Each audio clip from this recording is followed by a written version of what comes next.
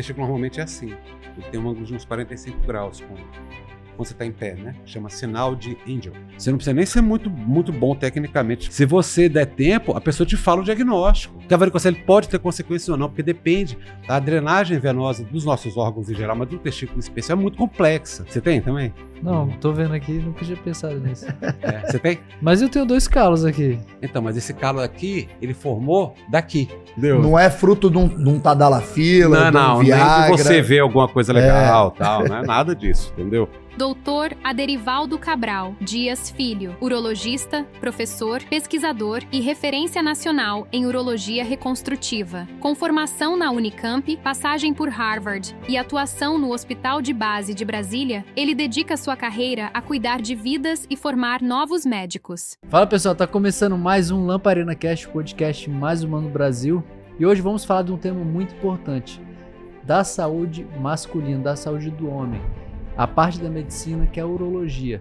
Tem muito homem que tem muito preconceito com isso, às vezes tem, na verdade, medo de uma dedada, mas hoje aqui a gente trouxe um expert no assunto, um doutor com uma longa experiência que vai estar aqui trazendo informações e conhecimento pra gente para ficar ligado, para ter uma boa saúde. É isso, Vitor Mesquita, trazendo hoje um expert no assunto e um grande amigo, Dr. Vado. Bem-vindo ao Lamparina. Ótimo, Dr. Vado. Bem-vindo aqui. Traz memórias. Mais de 31 anos de experiência, né, na área da medicina. Isso. Muito bem-vindo ao Lamparina Cast. Fábio. Assuntos aqui que vai trazer muitos esclarecimentos hoje aqui, nesse episódio super especial no Lamparina Cast. Bem-vindo. Não, eu quero agradecer o convite muito honroso, né? É um convite inusitado, né? A gente, até eu falei para a esposa, falei, podcast, né? Diferente, né? Porque quando a gente está em funções administrativas, né? Na sociedade, né? Secretaria da Sociedade e tal, aí tem esses Novembro Azul, a gente vai para as redes de televisão. Mas geralmente são entrevistas de forma curta, né? É tudo assim, são chamadinhas, né? De 1 minuto, 30 segundos, uma pergunta que você responde. E você não consegue, assim, eles só querem que você fale aquele roteirinho lá, né? Então, como as coisas são mais envolvidas e mais difíceis, perguntas, né? Prontas e respostas prontas. Não, tudo pronto, né? Você tem que responder, porque você sai e ele tira a sua resposta. Se você não responder no roteiro, ele vai perguntar para outro e ele tira a sua resposta. O que é um médico urologista? O que é um médico? Então, é que eu estava conversando antes, né? É difícil definir a especialidade, até por conta de ter interseções com outras, né? O urologista, eu vou falar uma abordagem histórica que eu acho mais interessante. O urologista, ele surge da cirurgia geral, né? Ele surge da cirurgia geral.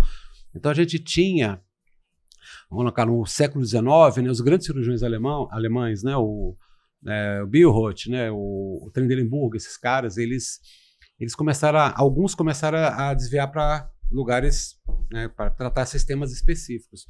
E o Trendelenburg, um dos maiores cirurgiões que já houveram, né, um cara, né, Friedrich Trendelenburg, ele começou a operar mais sobre o trato urinário, sobre a pelve. A pelve é muito difícil de operar. A pelve masculina e feminina, né? A pelve é muito difícil de operar. Razão, né? Compressão de estruturas, pouco espaço, pouco mobilidade de órgãos e muito sangue. Porque é na pelve, não é interessante para o jiu-jitsu, né? Sim. É na pelve que estão as veias de capacitância do corpo. Então você acumula seu sangue aqui, tanto que uma manobra, para quem tem uma lipotímia, né, um desmaio, e cai, né? Cai ali, então, um hipotímico, porque a pressão, fez vasodilatação, grande emoção, qualquer coisa assim, você levantar o quadril da pessoa. Porque esse sangue todo desce e enche o átrio. E aí a pessoa volta, sabe? Então essas pessoas começaram a operar essa área. E aí começou a se definir uma sub-área, né? Então o Trendelenburg é muito conhecido na medicina porque ele tem uma posição. Né? A medicina tem posições assim como as artes marciais, né? Porque a posição de Trendelenburg é você pegar o paciente na mesa e virar ele. O pé fica alto, a cabeça baixa. A gente chama isso de Trendelenburg. E aí a gente tem outro urologista dos primórdios muito importante, que é o John Bell. O John Bell, ele foi o professor do Conan Doyle. Conan Doyle é o autor do Sherlock Holmes, né? O inventor do Sherlock Holmes. Então o John Bell é o Sherlock Holmes, porque ele imitava o John Bell. O John Bell fazia aquelas coisas, né? Ele olhava o paciente assim, então, o senhor tem isso, tem aquilo, o senhor veio de não sei aonde e tal, aí como é que você fez isso? Falou, você viu o pé o pó que tá no sapato dele, só tem em tal lugar. Você viu como ele entrou andando? Só tem em tal lugar. Papai tinha uma história dessa, que diz que depois de 10 anos de urologia, se você não acertar o diagnóstico em 10 segundos, é porque tem alguma coisa errada. Aí diz que aí tem uma história do professor dele, né? Esqueci, é um professor no Rio, que diz que entrou o paciente, ele escreveu na receita, falou, se eu demorar mais 10 segundos, não, esse é pro próximo que está lá depois, esse aqui já está pronto. Entendeu? Então, tem essa questão. Então, começou a surgir. Aí a urologia se define no momento que se inventa um instrumento chamado cistoscópio, que é um instrumento que permite que você examine por dentro o trato urinário. Então, você entra na uretra e consegue examinar a uretra e a bexiga. Na hora que esse instrumento surge, é um alemão, Nietzsche, né, que inventa ele, aí você tem a especialidade. Porque ela se separa da cirurgia geral. Porque agora você tem que ter uma proficiência, uma tarefa motora muito difícil. E adquirir toda essa parte cognitiva também. Você tem que entender a endoscopia do trato urinário. Isso aparece na década de 10 e 20. E o urologista, no começo, era o cirurgião que operava o períneo. Ele entrava no períneo para operar. E nenhum cirurgião fazia isso. Então, poucos cirurgiões faziam isso. O ginecologista faz no períneo feminino. Mas o urologista fazia isso no masculino. Poucos fazem agora. É uma arte que foi perdida e está sendo recuperada aos poucos. Muito aos poucos, né? Por concorrência, né? Então o urologista é esse. Ele trata o trato urinário e tem essas vias de abordagem. Mas ele fica assim, ele fica empurrando os outros especialistas. Por exemplo, tratamento da incontinência feminina, quase todas as abordagens são inventadas pelos urologistas. Foram inventadas mas o ginecologista vai lá e faz porque ele tem a paciente. Ele segue a paciente a vida inteira, né? E aí, quando ela tem os filhos tal, e eventualmente tem perda urinária, o ginecologista não tem problema nenhum ele fazer isso. Mas você tem essa área, você tem os pediátricos, entendeu? Aí você tem o cirurgião geral, por exemplo, com a suprarrenal. Que a suprarrenal porque está em cima do rim. Ou seja, é uma área anatômica de familiaridade para o urologista, mas o cirurgião geral opera ela. Os meninos na puberdade, Sim. Importante ir no urologista? Eu falo que tem que ter uma visita. Uma visita que seja. Talvez uma visita na infância e uma visita na puberdade. Uma visita que seja. Para ver 3 coisas, basicamente, né? Para checar desenvolvimento global, maturação sexual e tudo, porque nessa hora ele não vai mais no pediatra. Ele vai, mas aí já saiu um pouco do escopo, né? Do escopo. Ele quer um homem. Ele quer um adulto, né? Sim. Com que ele possa conversar. Eu não vou falar homem, porque eu formei uma urologista mulher, né? A Kate, né? Que é uma urologista top, excelente, e estou formando mais 2. Olha só. Então, eu não quero, né? Elas são muito talentosas, muito talentosas. Então, assim, a gente não tem, elas têm um talento diferente do nosso, né? Aquela coisa das meninas, né? Interpretação holística das coisas, né? Empatia, habilidade motora extrema, elas operam muito bem, né? Elas não têm agressividade, né? Nossa, mas às vezes tem. A gente brincava com a Kátia que ela tinha uma testosterona aqui todo o departamento. Né? Ela é danada, a Kátia, né? A Kátia, ela jogava futebol, não joga, não sei se ela joga ainda, né? Eu opero com ela, vez por outra, e amanhã eu vou operar com o companheiro dela, o Murilo, né? Que voltou de São Paulo agora. E ela teve um grande entorse, né?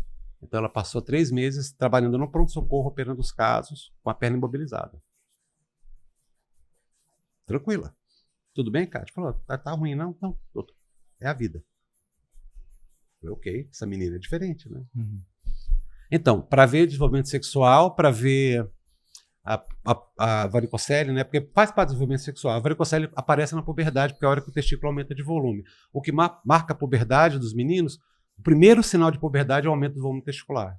Isso é varicoceles? Não, varicocele é varizes das veias que drenam o testículo. As varizes que drenam. O que acontece? As varizes que drenam o testículo, elas são uma serpentina. Porque o testículo, em todo mamífero, tem que funcionar a uma temperatura abaixo da nossa temperatura corporal. Senão ele não produz espermatozoide. Então ele tem que estar fora do corpo. Então, entendeu? Então, se a gente tem uma temperatura, um core, né? Um núcleo de temperatura de 37 graus, o testículo tem que estar a 35,5. Se você esquentar o testículo, ele para de produzir espermatozoide. Então você tem que deixar ele fora. Como é que ele faz isso? O sangue que está entrando pela artéria testicular está à temperatura corporal. Você não tem nada a fazer, ele entra rápido, porque é o pulso arterial entrando. Então você tem um complexo de veias em volta da artéria, que é o sangue que está sendo coletado da superfície da pele, subindo e esfriando o sangue da artéria. Mas isso exige um mecanismo de contracorrente que haja movimento dos dois lados. Então o sangue está descendo desse lado e o sangue está subindo do outro lado. Se esse sangue estagna aqui, ele começa a ficar a temperatura da artéria. E se você esquenta o testículo, ele perde a função testicular. Então, a varicocele é isso. Você faz a varicocele quando você vai resolver e ver que ela... Porque a varicocele pode ter consequências ou não, porque depende da drenagem venosa dos nossos órgãos em geral, mas do testículo em especial é muito complexa. A gente drena por 2 sistemas, né? A gente drena por esse sistema.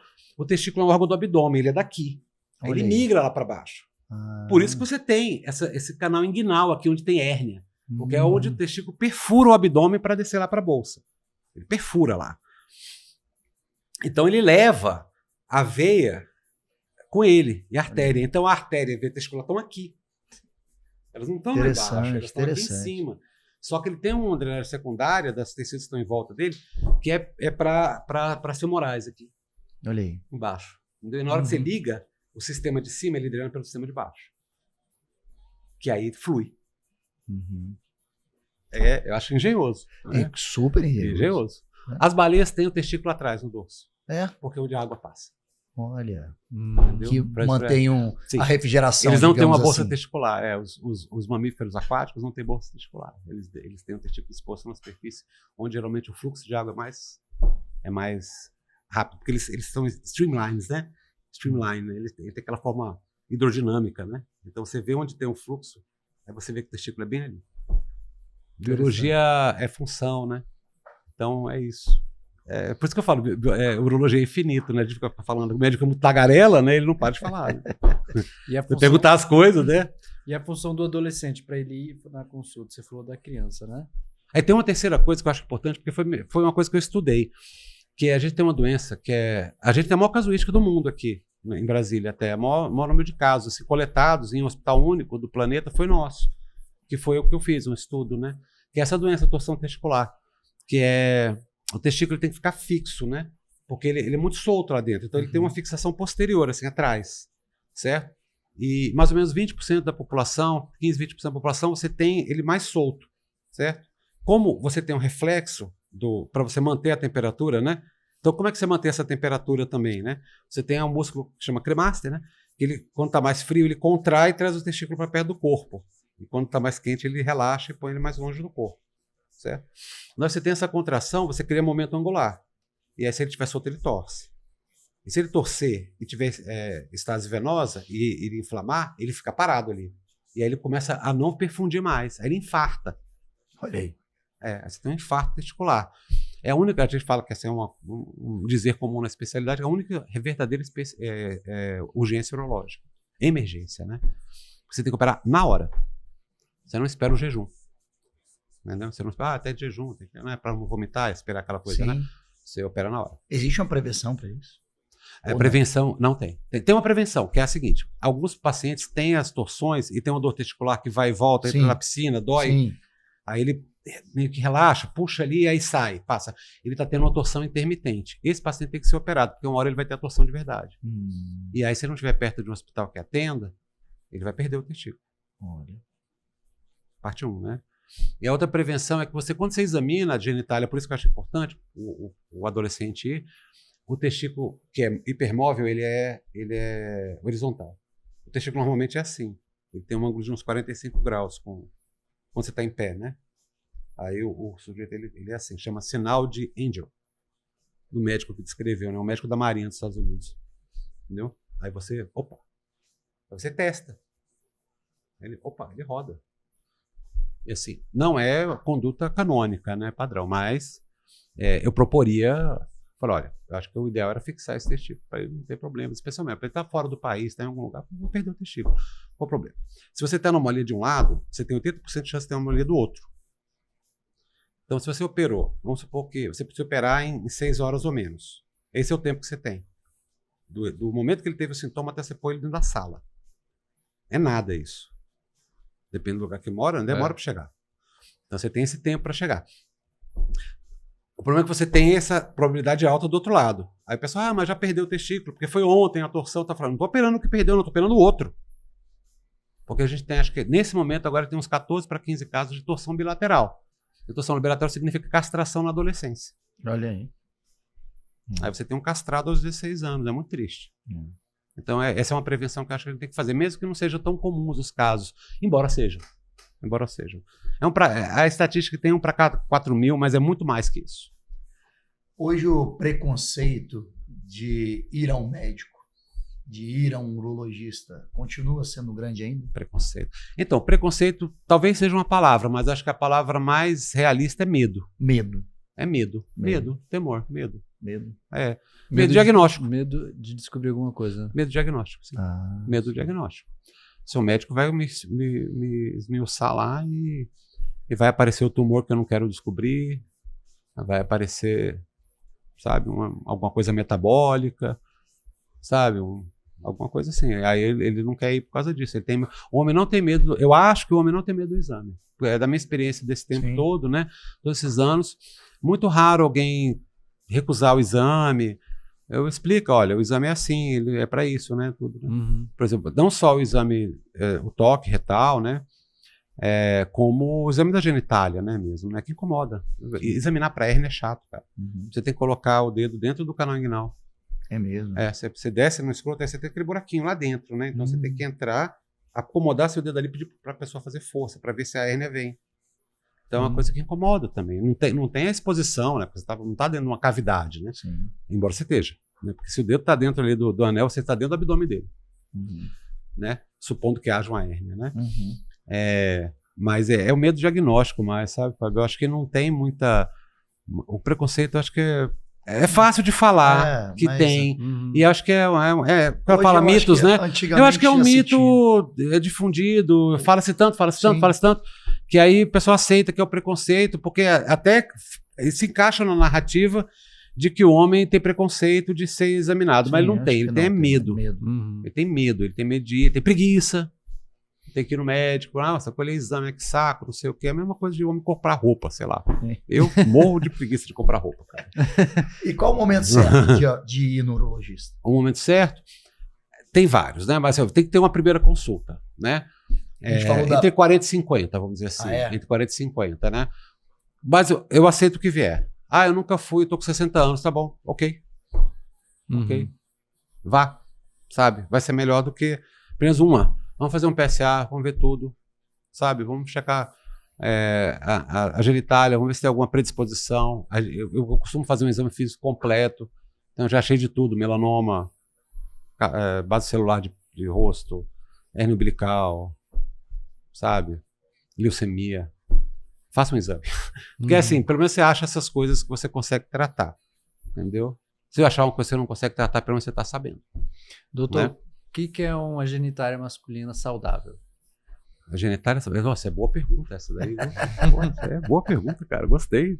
Eu falo assim, porque existe algum, vamos dizer assim, sintomas de alertas que a pessoa às vezes a genitália né? tem duas funções. Ela tem uma função urinária e uma função sexual. Né? Então a gente tem a função urinária dela. Então o que é a função urinária? É uma pessoa que urina e não tem... Eu falo assim, o corpo humano ele não reclama de nada quando ele está funcionando bem. Você está bem. Ele não reclama de nada. Assim, aí você começa a sentir um problema para andar no joelho, o seu corpo reclamando, então tem problema.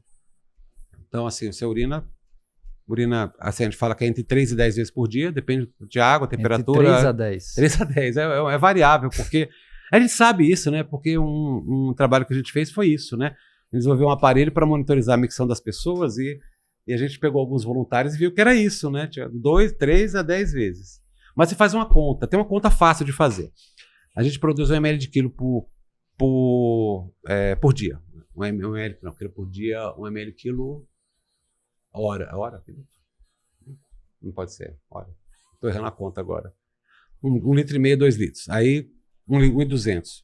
Então você tem que dividir. A bexiga, em média, cabe 300 ml. 350 funcionalmente, né? As mulheres têm um pouquinho mais de capacidade.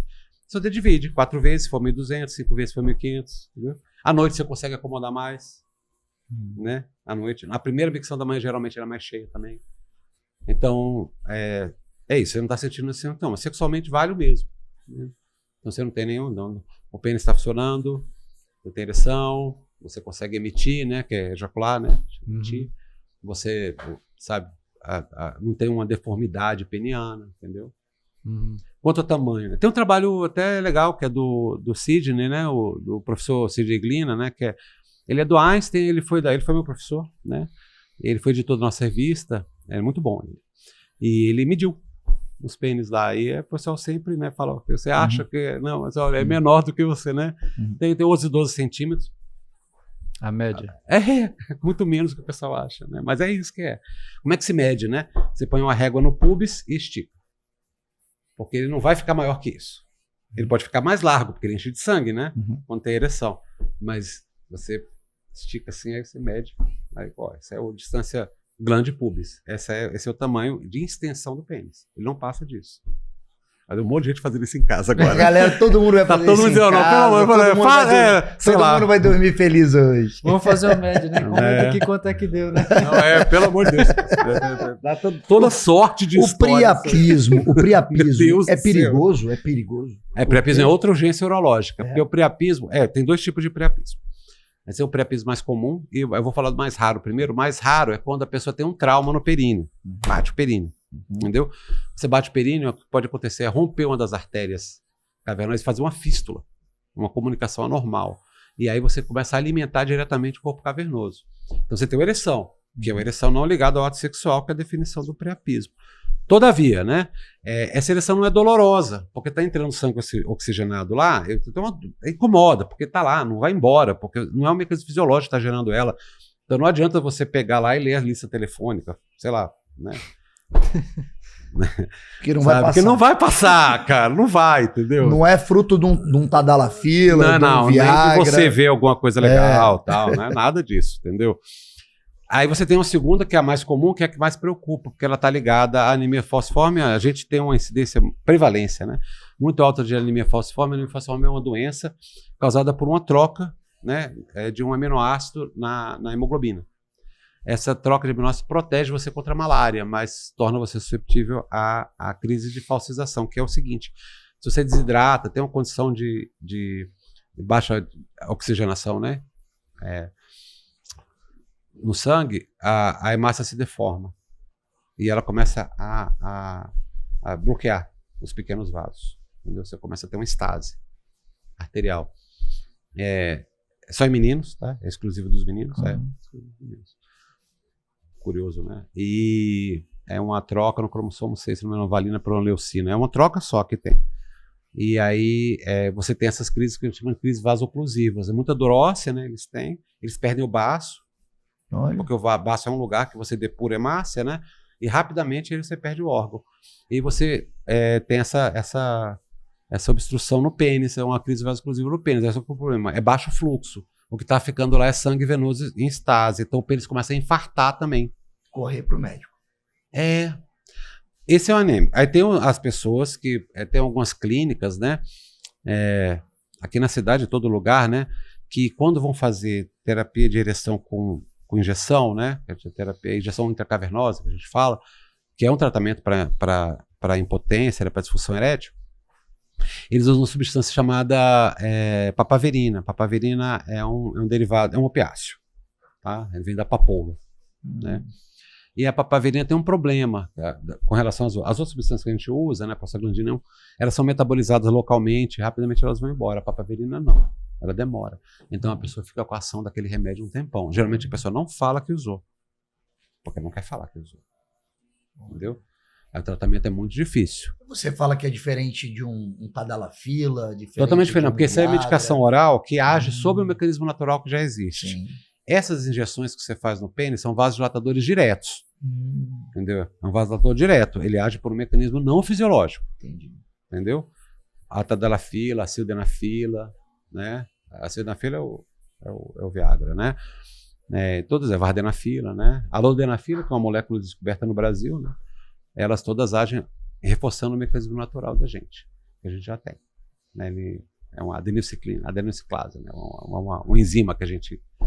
Entendeu? Então, assim, a gente tem muito menos priapismo com drogas orais, se é que tem, né? Eu até fico meio assim, se é um mecanismo válido também. Mas medicina, tem uma frase francesa, né? Na medicina e no amor, né? Nunca, sempre, nem nunca, né? Dans la médecine, l'amour, ni jamais, ni toujours, né? Então, pode ser que aconteça? Pode. Sim, não é totalmente impossível. O uso desses medicamentos é um vasodilatador, não é? Sempre tem que ser uma vasodilatação, porque para ter ereção você tem que ter vasodilatação, Fábio. Assim, não tem músculo lá, exceto o músculo do vaso. Sim. Porque todos os nossos vasos têm nervos e músculos. Entendeu? Que contraem e relaxam. Nosso organismo, ele é totalmente... Ele não para de mexer. É a coisa mais louca. Ele contrai, relaxa, contrai, relaxa, contrai, relaxa, contrai, relaxa. Então, quem tem um problema vamos dizer, quem já infartou, quem tem algum problema de coração, deve ter uma orientação médica para... Não pode usar. Pode usar. Ele pode usar. O problema é que você pode ter... Essa é a coisa que aconteceu no começo do Viagra, que morreu um monte de gente. Que a pessoa já está tomando um vasodilatador poderoso, né? Isordil, por exemplo, né? Desses nitratos aí, né? E aí você vai dar um desse aí. O que acontece? Ele fica hipotenso, aí a pressão tá baixa, aí ele não consegue perfundir o coração ou o cérebro, aí ele infarta com AVC. Entendeu? Porque ele tá tendo um efeito farmacológico mesmo, das duas coisas. Entendeu? Meu avô, ele tinha marca-passo, né? Aí ele também me falou que ele, como tinha marca-passo, ele não tinha problema de usar. E assim, ele tinha uns 80 talvez anos, não, assim, ele aproveitava algumas coisas. 80 e poucos anos. Com marca-passo lá. Com marca-passo bombando. Mas não tem marca-passo, é outra natureza o problema, né? Ele falou que segurava o coração, né? Mas aí eu perguntando para um doutor, isso aí... Procede, não tá, ele tá certo. Não tá. Assim, o problema é você ter usar o nitrato, entendeu? Usar essas medicações para angina, esses antianginosos, né? Aí você usando essa medicação, você usar o outro também, aí pronto, aí você vai ter essa soma, né, de efeitos. Aí sim, aí o risco é real. Quando você chega numa certa idade, chamamos a incontinência urinária. Sim. Por que ela surge? A gente tem, é tudo assim, são respostas com alguma nuance, né? Incontinência urinária, ela pode surgir, vou colocar, o melhor raciocínio é analógico. Você tem um tanque em cima e uma válvula embaixo. Então, seu tanque é a bexiga, você tem um cano com a válvula, que é a sua uretra e seu esfíncter. Esfíncter é o nome que se dá a qualquer músculo circular. Isso aqui é um esfíncter. Isso aqui é outro esfíncter. Né? Então, a gente tem 37 esfíncteres, né, no corpo. E tem um esfíncter muito importante que fica ali logo abaixo da próstata no homem. E na mulher ele não é bem definido. Eu falo que o esfíncter feminino, o urinário, ele é elusivo. Você não sabe exatamente onde ele está, porque você não vê ele. O do homem você vê, claramente, né? Ele é um músculo circular que está na ponta da próstata. Então, no caso das meninas, acontece porque pro músculo agir e fechar a uretra, no momento que precisa, ela tem que ter uma base atrás. O músculo contrai, ele está em ferradura, então ele está em toda a uretra, né? Então ele tem que contrair e fechar. E aí, com o tempo, elas perdem suporte vaginal. Ou por multiparidade, tem muito filho, sabe? Perda de estrógeno, porque você começa a atrofiar as estruturas, porque toda a vasculatura e musculatura da mulher depende de estrógeno. É uma das coisas que a gente faz logo, inclusive, é repor estrógeno nelas, quando você tem esse tipo de problema. Tópico, né? Quando pode, né? Não ter doença mamária junto. Nos homens, quase sempre é porque você tirou o esfíncter. Você foi tirar a próstata, e aí, na dissecção do ápice prostático, uma parte do esfíncter vai sair. Ele entra, né? A próstata é um cone, assim, vamos dizer assim, um cone, assim, né? É uma maçã, né? Uma pera, às vezes. E aí, o esfíncter entra, assim. E aí tá o tubo aqui. Sim. Aí, quando você corta o ápice prostático, você pode cortar o músculo junto. Você corta algum nervo dele também. E aí, o homem é assim. Tem outro tipo de incontinência, que acontece no quem tem doença neurológica, que é a incontinência, em algumas mulheres também, que é a incontinência porque a bexiga começa a perder o controle de contração, né? Que a gente chama de hiperatividade da bexiga. Pode estar associada com a outra ou não. A gente tem testes para isso, entendeu? Mas não é essa a mais comum. Ela é frequente, mas aqui a gente mais discute essa incontinência por deficiência esfincteriana, falha esfincteriana, que é o que tem, mas é bastante comum. É muito ruim porque é uma doença social. Então ninguém morre de incontinência. Mas ninguém morre. É mais comum no homem. Não, é mais comum na mulher. Na mulher? Na mulher. No homem não é que ela é comum. Sim. Mas é porque tem muita cirurgia prostática. Né? Se opera muita próstata. Um número enorme. Então acaba você ver muito caso, mas ela é mais comum nas mulheres. E depois de uma cirurgia da próstata? Sim. Se consegue reservar mais essa consegue. A técnica ela evoluiu ao longo do tempo. Eu falo que a técnica evoluiu e involuiu. Então a gente tem essas cirurgias da próstata, né, elas começaram a ser feitas na virada do século XX, pelo períneo, pelo Hampton Young e pelo pessoal lá de Barcelona. E pessoal de Barcelona operava por cima já. E aí ela teve um salto por causa de 2 médicos, um americano e um holandês, que dissecaram onde tem os vasos e os nervos ali da ponta da próstata, né? Porque você olha, é o osso, você está aqui no osso, né? Uhum. Então ele é como se fosse uma bacia mesmo, tá o osso aqui e a próstata tá aqui, entrando lá para baixo já, entendeu? É uma área muito difícil de operar, porque é muito pequenininha e muito densa em tecido. E aí eles descobriram como é que se organiza as estruturas ali, né? Veia, nervo e tal. E aí ele começou a bolar a estratégia, ele chama Patrick Walsh, esse médico. Eu não sei se ele está vivo ainda, eu acho que ele está. E o outro, esqueci o nome dele, o holandês. E aí ele começou a bolar essa estratégia e começou a fazer a chamada prostatectomia radical anatômica. Entendeu? Então esse foi o grande salto que houve. Foi essa que eu aprendi na minha residência. E que eu fiz bastante depois. De 2010 para cá, antes até você começou a ter as cirurgias laparoscópicas. Tem um problema, porque ela é anti-ergonômica demais, então poucos cirurgiões ficaram bons nela, né? A gente tem alguns aqui em Brasília, tem 2 que eu sei que são excelentes, que fazem essa cirurgia, eles saem com o ombro estourando. Uhum. Você estoura seu ombro, porque você opera, o paciente fica praticamente cabeça para baixo, você opera de lado assim. Nossa. Entendeu? Ela dura uns 2, 3 horas, esses caras são bons, né? E você tá lá, nessa posição aqui. Então você sai com esse ombro aqui acabado. E apareceu a robótica. A robótica só por causa do nome, é vistoso falar que é robótica, sim, mas ela é uma cirurgia laparoscópica. O que muda é que agora você tem uma posição ergonômica, porque você está controlando um braço mecânico num console de videogame. Uhum. Então você está olhando um óculos 3D, né, no monitor, você está vendo o campo cirúrgico e você está com as manoplas do braço aqui na sua mão. Entendeu? Então, você tirou essa parte ergonômica, então você está fazendo uma cirurgia. Ela tem uma vantagem a mais também, que a pinça robótica ela tem mais um grau de liberdade. Então ela imita mais a sua mão. Nada imita a mão humana, nada se compara à mão humana. Nada se compara, mas ela tenta chegar na mobilidade da mão humana. Hoje... A pinça laparoscópica é rígida, né? Hoje, com a informação, se tem mais câncer de próstata, se evita mais o câncer de próstata ou não? Não se evita. Não se evita. Não se evita. A gente não tem prevenção de câncer, a gente tem detecção precoce. Tem? Detecção precoce. Você detectar, na definição médica mesmo, detectar o tumor antes dele ser palpável, por exemplo. Uhum. Antes de você palpar um tumor. Se você tem um tumor macroscópico, ele já tem um certo número de células.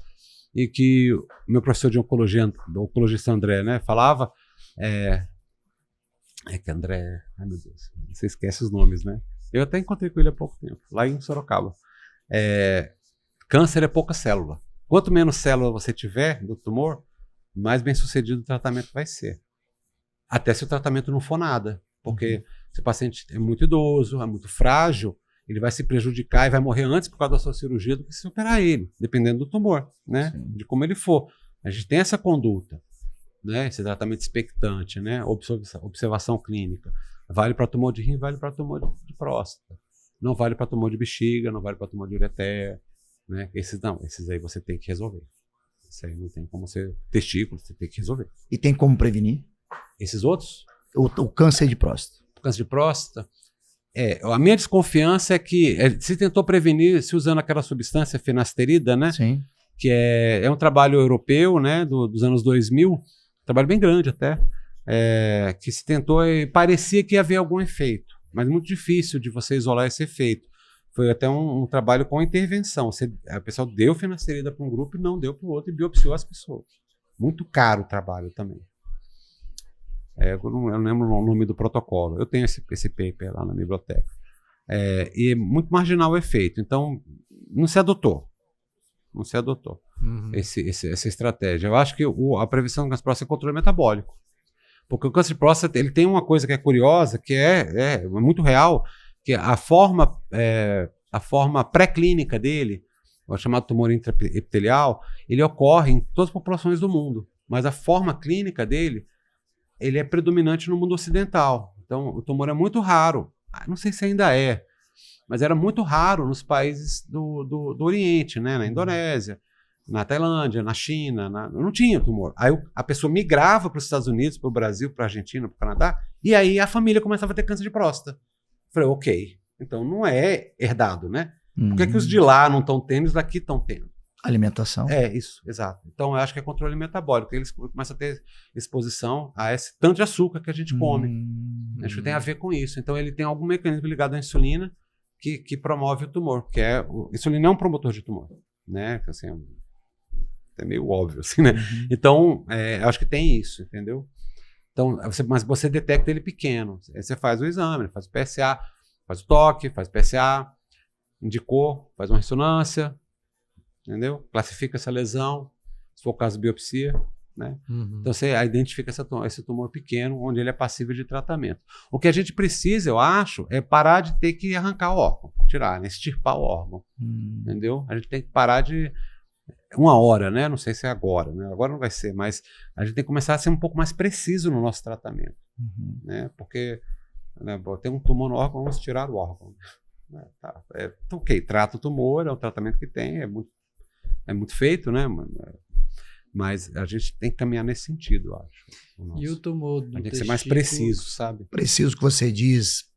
Fazer uma o forma tratamento do tumor só, do sabe? tumor Específico. A gente tem que evoluir nesse sentido aí. Entendo. A gente vai conseguir uma Sim. hora. Essas cirurgias, embora a cirurgia tenha Para melhorado, ser menos mas a gente está evasiva, fazendo a né? mesma coisa. A gente está fazendo a mesma coisa desde o século XIX. Sim. Se você parar a pensar, tem um tumor lá, a gente tira o órgão. A gente está fazendo o mesmo tratamento. Entendeu? Tem essa ilusão que a gente progrediu, né? Talvez a gente progrediu em algumas coisas, mas no sentido da filosofia do tratamento a gente não progrediu. Progrediu muito pouco, entendeu? Não é muito elegante, sei lá, e tirar o órgão, né? Até por isso que eu faço o que eu faço. Eu acho que eu comecei a ficar meio assim com isso aí. Assim, os colegas fazem muito bem, é preciso, é necessário, né? Se eu precisar eu vou fazer, entendeu? Porque é o que tem disponível. Mas eu faço reconstrução, né? Eu faço o outro lado, entendeu? Minha especialidade é reconstrução urinária. Doutor, e o câncer do testículo e câncer de pênis? Câncer de pênis. Câncer de pênis é até tema de... O Brasil é um dos países que mais tem, né? E é tema de ação política da sociedade nossa. O testículo, curiosamente, não é, que é muito importante também. O câncer de pênis é esse câncer ligado à inflamação local. Então, esse câncer ocorre em pacientes que têm, pessoas, né, que têm fimose, que têm mais gene, né? E o câncer de pênis é um fenômeno para mim, porque eu acho que o câncer de pênis é um fenômeno psicológico, porque você tem uma lesão ulcerada no seu pênis, entendeu? Qualquer um de nós que tem uma lesão ulcerada no pênis, uma úlcera no pênis, ele vai imediatamente resolver isso. Mas os pacientes, eles deixam aquilo lá evoluir. Eles negam que tem uma coisa lá. Até que o tumor fica grande ao ponto de você realmente ser obrigado a tirar todo o pênis. Eu não sabia que nem Que talvez tinha. seja a cirurgia mais mutilante da especialidade. Que é você tirar a genitália da pessoa. Mas que infelizmente a gente faz com alguma frequência. É mesmo, né? Opa! Sim, com alguma frequência. Tirar o pênis todo, tirar toda a genitália, que a gente chama de emasculação, que é um nome terrível também, né? Você emascula a pessoa. Você tira a masculinidade dela. Tira testículos, bolsa testicular e pênis. É feito, assim, não tem um mês que eu não faça. Olha só. Eu Pensei que fosse não tenho orgulho de falar, um caso. Nem, assim, não sou eu, né? Exceção. O hospital lá de base, o hospital recebe esses casos no privado. Até hoje acho que eu tratei 2 casos só no privado, é muito raro ver. E no público. Do público Todo mundo. a miúde, E vem, porque você sabe que o base, né? Tem uma história do base, né? Que diz que de Uberlândia para cima e de Manaus para baixo vem tudo para cá. Entendeu? Ele drena toda essa área gigante, na Bahia, o oeste baiano todo, né? O leste baiano, não o oeste baiano. O oeste baiano, o leste do Mato Grosso, toda essa parte todo Central Goiás aqui. aqui, parte central do Brasil. Então a gente tem um afluxo muito grande de pacientes, que é o nosso problema, né? O hospital de base talvez tivesse dimensionado para atender mais na cidade, mas a gente drena muita gente. Né? Hoje mesmo, eu acho que eu pedi umas 6 cirurgias. Olha aí. Eu pus 6 cirurgias para... Não série de pênis, tudo reconstrução. Né? Mas reconstruções várias, né? Mas é isso, né? Chega os pacientes, a gente fora, a metade veio de fora. Metade não mora no DF. Tem essa E por coisa. que o Brasil é um dos países que mais tem câncer de pênis? Eu acho que é isso. Eu acho que é o baixo nível educacional da população, que é inegável. A gente não pode, né, negar isso aí. E essa coisa da higiene, né? Assim, e pouco acesso. Porque assim, se você... O que é que tinha uma iniciativa que resolveu? Você vai lá, vai num lugar, Aí você tem um monte de paciente com fimose, você tem que tratar as fimoses. Sim. Se você deixar lá o esmegma acumulando lá, ele é um tumor de irritação crônica, é o epidermoide, né, que a gente fala. Se você deixar lá acumulando, inflamando, uma parte dessas pessoas vai ter câncer ali. Entendeu? Então, assim, você vai lá e trata as fimoses. Se você está tratando as fimoses, você não tem câncer de pênis.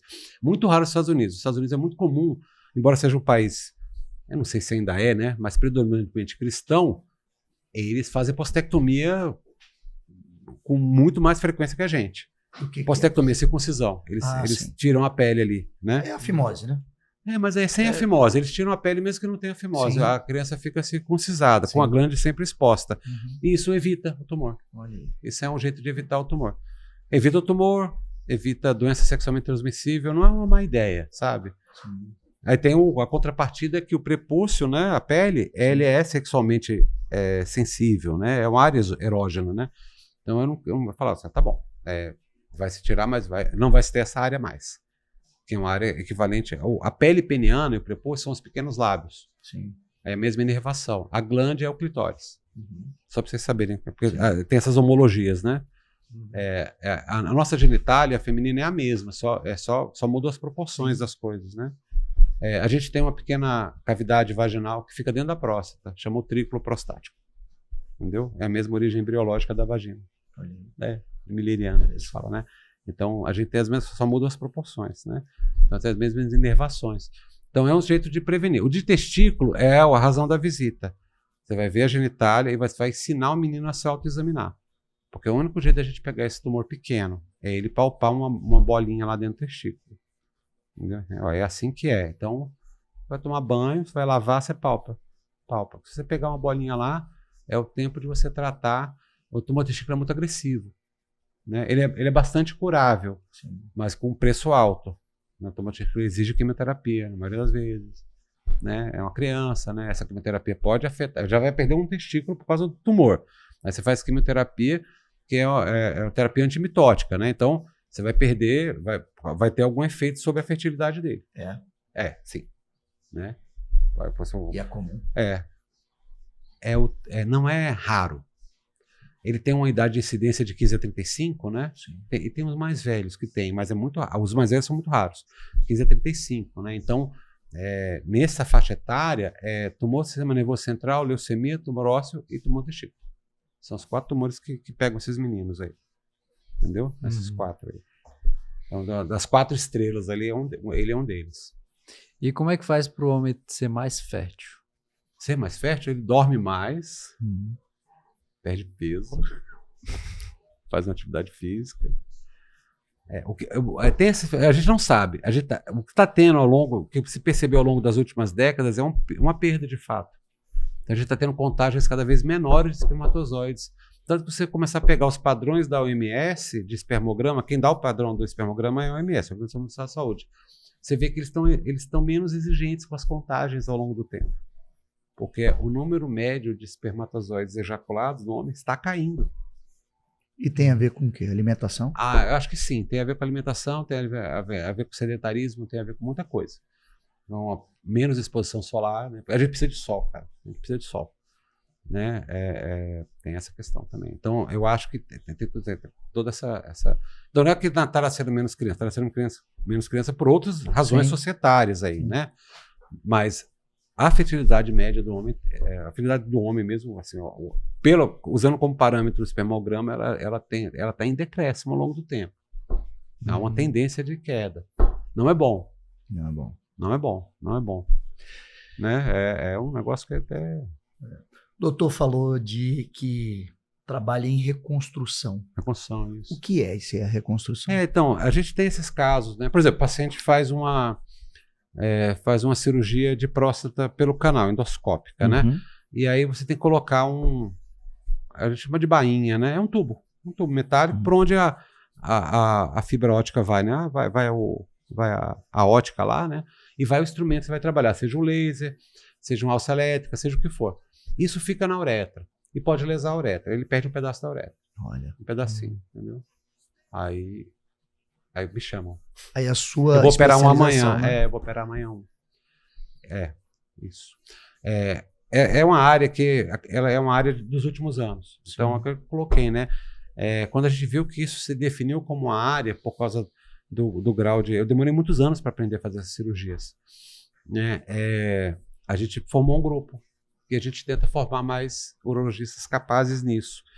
O problema é que, assim, embora seja uma área importante, e um dito na urologia é que o seu melhor amigo é o urologista reconstrutor. Seja amigo de um. Olha aí. Porque ele vai te tirar das enrascadas, né?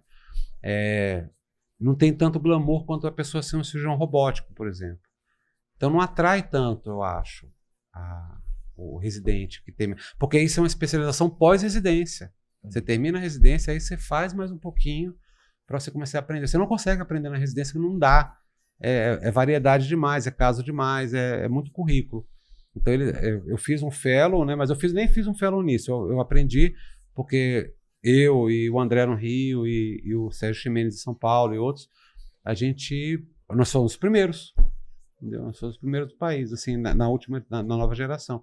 Então a gente começou aí a partir da gente que começa o resto, os outros, né, a formar os novos urologistas reconstrutores. E foi aonde essa especialização? Aqui mesmo Aqui. no Brasil? Foi aqui? Não, foi no hospital de base. Olha aí. Eu ia nos congressos, fazia os cursos todos, visitei o professor Barbari na Itália, visitei o professor Geraldo Jordan em Norfolk, né, na Virgínia. Fui visitando, vi eles operar, Macaniche, né, na Califórnia, e, vamos aplicar isso aqui. Eu já sabia uma boa parte das técnicas urológicas, né, que a gente faz, né. Meu chefe em Campinas, em São Paulo, né, ele era um grande cirurgião de uretra, mas ele não queria mais fazer os casos, o professor Nelson Rodrigues Neto, né, e foi aprendendo aqui. Assim, eu falo, essa especialidade foi um presente que o hospital me deu. E o que isso, quando você reconstrói, o que constrói dentro de você? Essa é boa pergunta, né? Eu falo eu até falei para o nosso amigo Pedro, né? Pedro Paulo, né? Que é meu amigo de infância, desde os 5 anos de idade, né? Sim. Eu convivo com o Pedro. Que a medicina, e essa medicina cirúrgica me salvou. Né? Porque eu era aqueles meninos que não descia para ficar lendo enciclopédia, mexendo no computadorzinho primário que eu tinha lá. Nerd total. Nerd pálido, né? E aí eu resolvi fazer medicina, e no meio do caminho eu vi que não era para ser clínico, porque eu queria uma coisa física. E aí eu passei para essa residência. A residência, pelo menos naquela época, ainda é assim, de certa forma. É uma experiência quase militar, né? Você tem que chegar no hospital às 5 da manhã, você vai embora à meia-noite, o ano inteiro. Você, noite sim, noite não, você não dorme, entendeu? Quando acaba o ano, você é outra pessoa, totalmente. E aí eu deixei de ser nerd, né? E aí no segundo ano eu fiquei menos nerd ainda. Então ela me salvou, porque ela me tirou desse mundo abstrato, de ficar lendo, né? E eu ainda gosto muito, né? Até acho que assim, o médico tem que ler. Os médicos leem menos, eu acho. Eles têm que ler mais. Hoje mesmo eu peguei alguns livros da biblioteca antiga do papai. Fantásticos os livros, né? Eu peguei, tá no meu carro aqui, que eu vou levar lá para casa. E é isso. O que me faz... Assim, eu queria poder ajudar mais, mas eu não tenho disponibilidade de sala no hospital, sabe? O hospital me restringe um pouco. Eu até entendo isso também, porque o hospital precisa atender tudo, né? Uhum. E é um hospital que já está subdimensionado para a cidade. O base, ele tinha que ser 3 vezes o tamanho dele.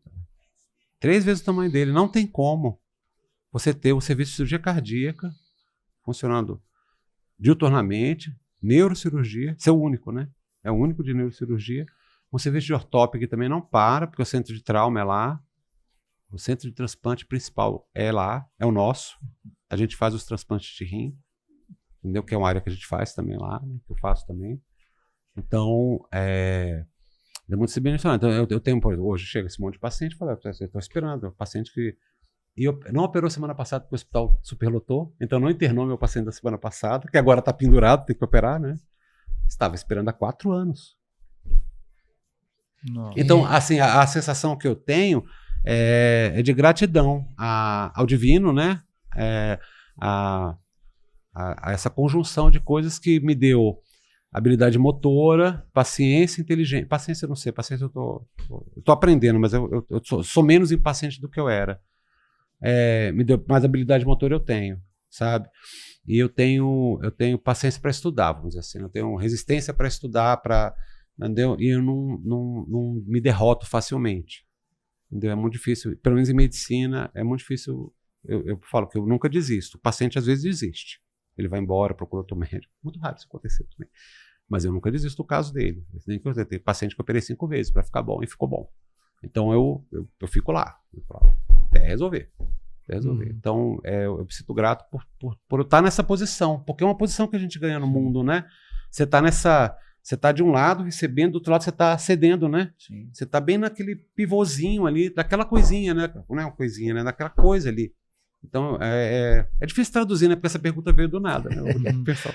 Mas eu gostei da pergunta, uma pergunta fantástica, né, cara? Pô, se eu perguntar isso pra mais gente aí, o pessoal vai rebolar pra responder que nem eu, cara. E o doutor... Mas acho que eu tô nesse é legal estar nesse centro. E o doutor Vado, posição de privilégio. de 31 anos atrás, e o doutor Aderivaldo de hoje.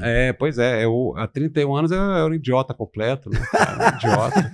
A gente é idiota, né? Quando Música te ajudou a transformar? Ajudou. A música pois é. Aí tem uma coisa que eu ia até falar pro Vitor que eu acho que é legal, que eu acho que eu falei pra você, né? Que tem 2 coisas, né? Uma, eu comecei a treinar violão, porque o violão é um mini piano, né? Uhum. Então, aí eu fiz um calo, né? Uhum. Aí eu fiz um calo no outro dedo, que não tem nenhum estímulo motor. Esse calo é um reflexo cerebral desse aqui. Meu cérebro mandou fazer um calo desse lado, Nossa. em resposta a esse calo aqui. Então eu tenho essa simetria, né, de função. Eu não sei se sou eu, né? Mas com certeza não sou só eu, mas o único que eu vi até hoje fui eu. Que fez o calo e fez o calo desse lado também, entendeu? Mas sem nada aqui, né? Porque na verdade você bate com esse outro lado do dedo, né? Você tem também? Não, tô vendo aqui, nunca tinha pensado nisso. Você tem? Mas eu tenho 2 calos aqui. Então, mas esse calo aqui, ele formou daqui. Ele não formou por estímulo mecânico, por atrito. Seu cérebro mandou ele formar. Então, a história é a seguinte. Eu toco piano. Né? Uhum. Piano. O piano é percussivo, né? Não é no movimento natural de que a gente opera. Porque a gente opera pegando instrumentos e em tecido. Mas a gente pega, né? O movimento de jiu-jitsu, né? Você pega nas coisas. Mas o violão você pega. Uhum. Entendeu? Então, na hora que eu comecei a tocar violão já há alguns anos, eu toco pessimamente, eu toco acordes, né, cara? Aí eu realmente consegui começar a operar com a mão esquerda. Então, assim, teve esse ganho motor. Então, tem as interseções. Se a música ela também que a gente estava conversando antes, ela é conhecimento incorporado, ela não é abstrata. Ela é abstrata, assim, tudo bem. O som são né, todas aquelas camadas harmônicas, né, todas as frequências que estão ali. Mas você tem que ter um ato físico para produzir a música, né? Você tem que ir lá e bater na corda, né? Seja com um martelinho no piano, seja com sua mão, seja soprando alguma coisa, então cantando, né? Uhum. E a mesma coisa de medicina cirúrgica, né? Medicina cirúrgica você põe a mão dentro do paciente, literalmente, né? Você mexe no tecido, você sente, né? Não há um conhecimento, não há um contato mais íntimo pelo menos nas profissões habituais, entre 2 pessoas, do que você operar alguém. Porque você está lá dentro dela, literalmente dentro dela, né? Que é o que eu faço, né, rotineiramente. Então, é isso. Assim, eu não sabia isso no começo. Todo cirurgião, quando forma, ele é um pouco mais agressivo, ele é mais impulsivo, né? Porque é por ser mais novo, né? E você não sabe essas coisas, você ainda não viveu, e você não tem a convivência com, por exemplo, assim, eu me dou melhor com meus pacientes agora, porque não sei que eu fiquei mais velho, mas porque eu conversei com tanto já, milhares e milhares e milhares, aí você já sabe, fala, cara, eu sei o que tá, vai dar tudo certo, cara, vai dar tudo certo, vamos paciência, você tem que, sabe, a doença é grave, mas a gente vai tratar, não, sabe, não esmoreça, entendeu? Não se derrote antes da hora, né? A derrota é inevitável, né? Que nem o Gandalf fala, né? A gente tá aqui na longa derrota, mas a gente tá na longa derrota, todos nós uma hora vamos embora, né? Mas não hoje, né? Não hoje. Não hoje. Tá bom. E dentro que você está falando, doutor, qual é a missão do médico para você? A missão do médico é melhorar a vida das pessoas, assim. Tem uma frase, eu não lembro agora, é do Osler, essa é mais antiga que isso, né? Curar às vezes, tratar sempre. Você sempre trata, você cura às vezes. Né? Se você conseguir curar, ótimo. Resolver o problema, curar no sentido de ele não precisar mais de você para aquele, né? Às vezes eu consigo. Às vezes a reconstrução fica muito boa, ele nunca mais volta. Aí tem a frasezinha, né? No news is good news. Entendeu? Mas você tem que melhorar. A sua função é confortar sempre, tratar sempre que possível, curar quando der, sabe? Então você tem essa escala de coisas. Você nunca pode ser uma presença deletéria na pessoa, entendeu? Preocupado com questão pecuniária, ou por vaidade, ou porque eu sou o bom. Mas você não é, cara. Não é. A circunstância está fazendo você estar ali naquele lugar, mas você tem limitações, entendeu? A estrutura que você está lidando, a complexidade do organismo está muito acima de você. Está muito acima da gente. Assim, a gente não tem capacidade cognitiva de entender o funcionamento real da fisiologia humana. A gente tem noções, né? Noções. Eu tenho um esfíncter, né? São 3 gramas de tecido, entendeu? Então, eu tenho um livro de 2.000 páginas sobre o esfíncter, que eu li de cabo a rabo. 2.000 páginas sobre o esfíncter, inervação, bioquímica, né? O tipo de fibra que tem lá, variações anatômicas, feminino, masculino, blá, blá. Então, assim, se você tem 2 gramas de tecido, 1.000 páginas e já está desatualizado, vai indo aí. Você tem um especialista para cada pedacinho. É ruim isso também, né? Essa hiperespecialização. Mas a função do médico acho que é essa. Assim, você conforta. Você não pode ser uma presença ruim na vida da pessoa. De jeito nenhum. Ele está ali procurando ajuda, né? Ele quer que você melhore ele. Seja por que via for, né? Seja no público, seja no privado, como for, né? Esse é o papel do médico, né? O médico ele é importante, né? Não só na... Você vai lá nos diálogos platônicos, a figura do médico está lá o tempo todo. A figura do médico está lá. Aí você vai na Bíblia, a figura do médico está lá. Aí você vai lá, o médico está lá. Tem um evangelista médico, né? Que é Lucas, né? Você tem todos esses... Então, assim, o médico, ele é o soldado, o médico, sabe? O sacerdote, ele é uma figura... Às vezes o médico sacerdote é o mesmo, né? É uma figura do arcabouço, né? do humano. Né? Ele é um arquétipo humano, assim, o médico, entendeu? Quanto mais você adequar aquele arquétipo, aquele melhor vai ser para você e para todo mundo. Entendeu? Tem que se reconhecer nele. Médico tagarela, não pode falar, não. Bom, muito bom, mano. Achei muito bom aqui a sua presença aqui. Achei legal aqui o que foi falado, os assuntos. Achamos que ia, vamos dizer assim, literalmente só falar de saúde masculina, mas acabamos de falar. Falamos de muita coisa interessante aqui. Sim. Né? Sim, tem mais coisa até. Eu quero uma música do Adoniran, eu tinha mais coisas que contar, mas eu vou deixar para outra ocasião. Lembra dessa? Uhum. É que a gente está precisando, né? E acho que é um chamado, se for, né? De talento científico, né? Que não só o Brasil sofre, mas o Brasil especialmente sofre. A gente tem um problema com a UNB, eu vou colocar explicitamente, que a UNB é uma universidade relativamente pequena e fechada, na parte da medicina, entendeu? Ela é fechada, é difícil. Eu pedi acesso, né? Eu fui admitido como professor colaborador lá, que é uma posição não paga, eu e outros, né? Você tem que ter um pouco de currículo, mas eu tenho, então fui admitido e eu estou pedindo credenciamento como um médico da pós. Mas a gente tem muita fragilidade científica aqui na cidade e no país, epistemológica. Eu acho que a gente tem que formar melhor cientificamente a população, para a população não ser feita de boba. É uma das coisas mais... Tem um professor, já morreu, né, lá de Nova York, um dos melhores professores, premiado várias vezes como o melhor professor do sistema de escolas da cidade de Nova York, né, dos 5 distritos, né, 5 boroughs lá, né, que é o John Taylor Gatto. E ele falava... O que é que precisa ensinar para todo mundo? Fala, estatística. Porque as pessoas são enganadas pela estatística. Quando você lê um artigo de jornal, ou agora online, não sei quanto, aí fala assim, ok, vamos examinar essa afirmação aqui e ver se isso aqui corresponde à realidade. Morreram não sei quantas pessoas da doença tal. Né? Tá, e quantas pessoas geralmente morrem? A mortalidade foi de tanto. Fala assim, tá bom. E quanto isso saiu da média? E de que elas morreram? Quais eram as idades? A gente tem que ficar mais safo nesse negócio. Como sociedade, entendeu? Para não cair na conversa de políticos e de gente que quer te manipular. Então, essa é uma coisa importante. Excelente. E dentro disso que você está falando, qual é o papel do hospital público? na Não, o sociedade. hospital público é total nosso. O hospital público, ele é assim, a gente fica assim, né, meio, o hospital público muito ruim, né, desequipado, mal mantido, né, mas as pessoas não têm como ir nos outros hospitais, cara. O brasileiro, ele é pobre. Ele não é miserável, sabe? Não é Biafra. Mas a pessoa não pode ir no hospital e pagar 5 pau por um... Não tem como. 5 mil reais por uma coisa. Não tem. A gente tem sabe, como. né? O Fábio tem um projeto dele. Não sei se você tem alguma coisa. Né? Você tem alguma coisa de música assim? Que... Não, já tive Já teve, né? Então, mas você eu sabe fiz. como é que é a população, entendeu? É porque o Brasília tem essa coisa, a gente tem um pedaço de Brasília que está isolado da população. Verdade. Entendeu? Eu É uma falo assim, bolha, brasiliense é bolha. Brasiliense que não conhece o hospital de base e a rodoviária não sabe de nada. Você tem que saber essas coisas, né? Tem que saber ir lá na Ceilândia, entendeu? Ir na Praça do Relógio, né? Você tem que saber a cidade, cara. Né? Ir na estrutural.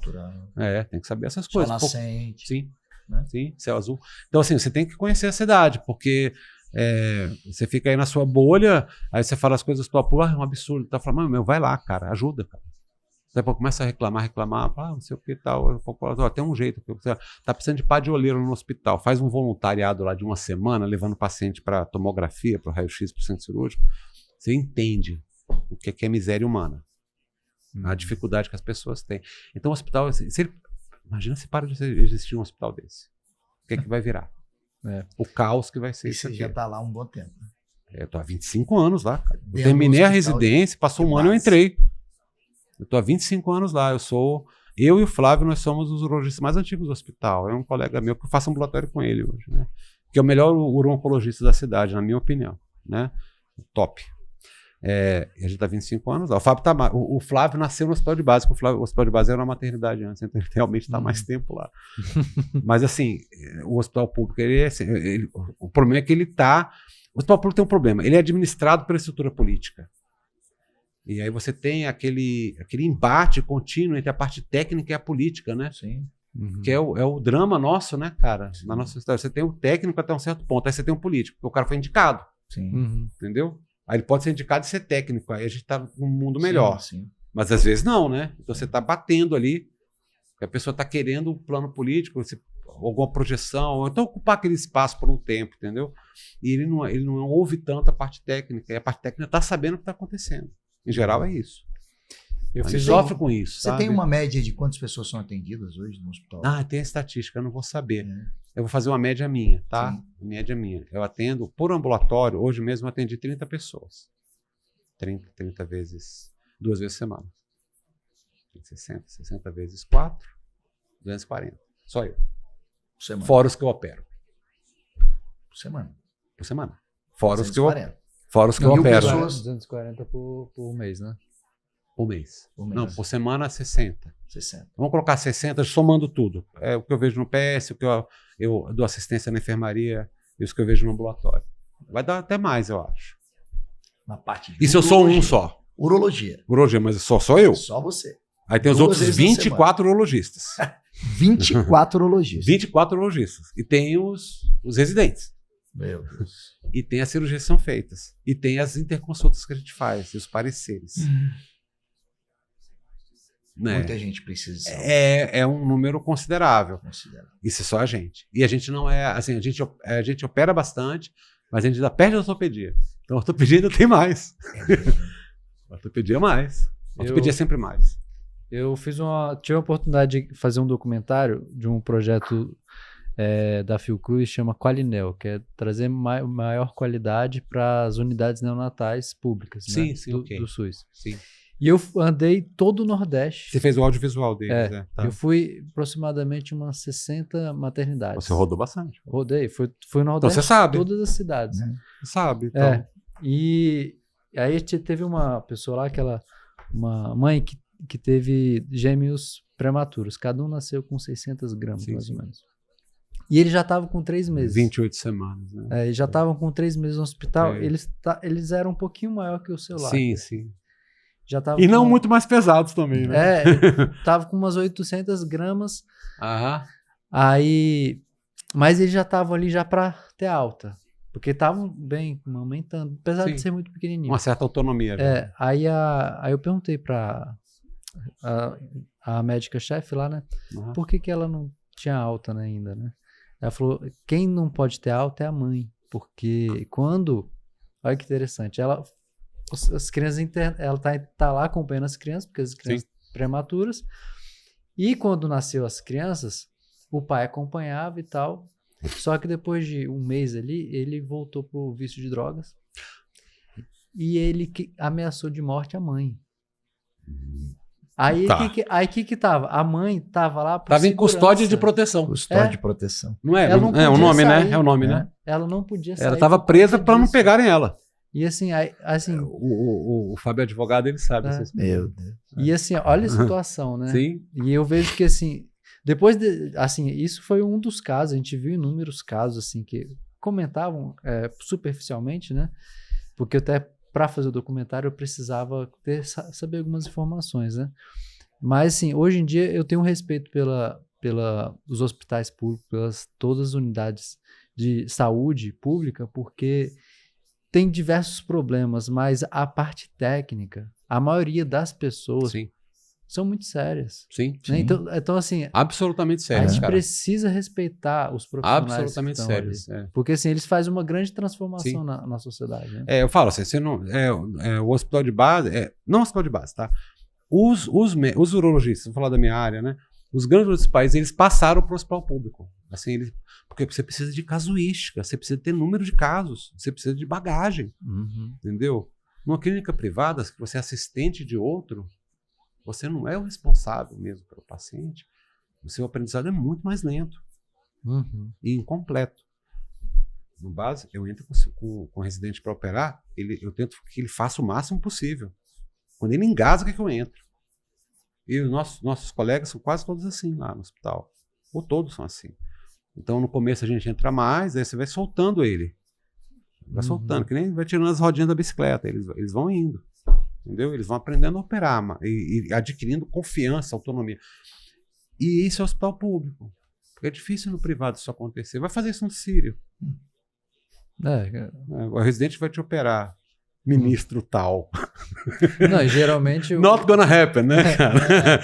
Então, assim, mas assim, não porque a assistência do paciente do público é pior de jeito nenhum, até talvez não seja. O paciente do público está sendo visto até com mais frequência do que o privado. Imagina, meu residente passa 2 visitas por dia na enfermaria. Imagina quantas horas eu passo 2 visitas por semana também, globais. Eu vejo todos os pacientes da enfermaria. Eu vejo 40 pacientes na manhã de segunda-feira, por isso que eu chego moído no treino. 40 pacientes, examino um por um. Quantas mil horas você já examinou? Né? Sim. Eu fiz uma conta, né, de cirurgia de uretra, né, que eu faço lá 100 e poucas por ano, mas operando há 24 anos, tenho 2.500 cirurgias desse tipo. Aí fica mais fácil, fica mais fácil com o tempo mesmo, né? Eu falo que eu venci minha curva de pesada pela 500, mas faz muitos anos já. Cada cirurgia dura quanto tempo? Uma média. A média 2 horas, 2 horas e meia. A minha instrumentadora, a Fabina, ela fala que essa cirurgia tem o tempo dela. Ela é um tempo. Porque mesmo que eu consiga chegar na área que eu preciso refazer rápido, eu tenho que suturar um monte de coisa depois. Então essa sutura demora. Eu falei, tem o tempo da cirurgia. Então não adianta, você corre até... agora tem que suturar lá. Entendeu? Aí demora. Então demora essas 2 horas. Às vezes eu chego em 10 minutos eu tô lá. Mas eu demoro 1 hora e tanto para fazer a sutura, para tirar o enxerto, montar, né? Quebra-cabeça lá na hora. Entendeu? Então, demora isso aí. É um período, eu falo. É uma manhã, é uma tarde. Amanhã vai ser a tarde. Amanhã é a tarde. É isso aí, Vitor. É esse mundão de Deus. Ser humano, meu amigo. Não é brincadeira, não. As pessoas fazem cada coisa, né, cara? Tem esse cara que faz isso aqui, né? Na internet é tudo bonito, né? Mas essa é a nossa realidade desse Brasil. Mas é legal que assim, eu assisti bastante, eu assisti do Eric todo, né? Assisti do Mestre Tabosa, de vocês, achei fantástico. É legal, vocês fizeram, vocês interrompem nada, né? Vocês deixam a gente né? Mas é o modelo, eu acho que é isso, né? Você fica interrompendo a pessoa, pressionando ela, conversa, não tem sentido nenhum, né, Vitor? Você ficar lá pressionando o cara, que nem fosse um repórter da Globo, né? Ali querendo extrair alguma frase da pessoa, né? Uma frase de efeito. Mas é interessante você ver esse monte de gente, essa paleta, né? Essa variedade de experiência humana que tem, né? Tem esse cara aqui que faz esse tipo de coisa e dedicou a vida a isso. Isso é muito bom. Até agora, né? E eu quero fazer outras coisas. Eu até falo, eu vou ter que sair uma hora do hospital de base, primeiro porque eu estou treinando, meus colegas estão lá, o Paulo que está lá, que é muito bom o cara, então ele vai ficar no meu lugar, né? Porque eu não estou tão longe de sair de lá, né? E eu tenho que fazer o outro lado, que é essa parte mais científica, né? Que eu tenho, que eu me formei para isso também. Então eu tenho que formar eu quero formar um certo número de pessoas, não que eu formar, né? Mas eu quero trabalhar, né? Que algumas pessoas cheguem em um bom nível acadêmico para a gente ter uma escola melhor de urologia aqui na cidade, uma escola mais importante, né? Porque a gente já tem uma certa projeção em Brasília, porque a questão de Brasília, primeiro, que é Brasília, né? Então é o capital, tá todo mundo aqui. Segundo, a gente começou a adquirir essa estrutura hospitalar privada mais pesada agora. E você, além disso, do hospital de base, você também trabalha também, tem a parte acadêmica? A parte da clínica também, né? Tem a parte privada, sim. A parte privada, sim. A parte privada eu até falo que eu não sou parâmetro. Todo cirurgião reclama do consultório, porque não quer ficar lá conversando com o paciente. É o contrário lá. Eu gosto de conversar, né? Tagarela, né? E aí a Lucilene, né? Que é assistente nossa lá, a minha Luciano, ela reclama, ela abre, né? Fala, sai. Já tá na hora. E tem outro cara para entrar, né? Porque eu gosto de ficar conversando, entendeu? O paciente é a coisa mais interessante do mundo. Ele é a coisa mais interessante do mundo. Assim, eu ficaria 2 horas com cada um, entendeu? Mas ele é a coisa mais interessante que tem, porque ele tem uma história complicada, ele tem uma biologia complicada e você tem que entender você tem que... Então, como é que eu vou ajudar alguém se eu não entendo o que é que ele é e o que é que ele quer? O professor Oz, né, William Osler, né, o grande médico do início do século XX, né, do final do século XIX, ele falava, você não precisa nem ser muito, muito bom tecnicamente. Se você der tempo, a pessoa te fala o diagnóstico. Você não precisa nem... Ele vai te falar o que ele tem. Você não vai precisar quebrar a sua cabeça, investigar. Ele vai falar o que ele quer que você faça. Mesmo que ele não te dê o diagnóstico, ele vai falar onde ele quer chegar. Entendeu? Então eu falo que o cirurgião, até tem essa história, o urologista é o cirurgião que conversa com o doente, porque vai tentar conversar com o cirurgião cardíaco. Né? Ele não quer, na verdade, né? Ele está ali porque tem um cardiologista, o cardiologista indica a cirurgia, ele opera, faz o pós-operatório, tudo, mas geralmente ele não é o indivíduo que vai fazer toda a parte, né? O urologista, ele é como o gineco, ele centraliza tudo. O gineco é a mesma coisa, ele é o cirurgião, ele é o clínico, né? Ele faz os exames, ele é o propedeuta, né? Que faz os exames, a gente faz os exames. É uma especialidade que a gente chama fechada. Ela se fecha em si, a gente pode fazer tudo dentro dela, né? Doutor, muita coisa, Fábio, né, Fábio? Muito bem-vindo aqui. Obrigado, Fábio. Muito bom, cara. Cast, nesse episódio super especial aqui, né, Vitor? Muito bom. Muito bom.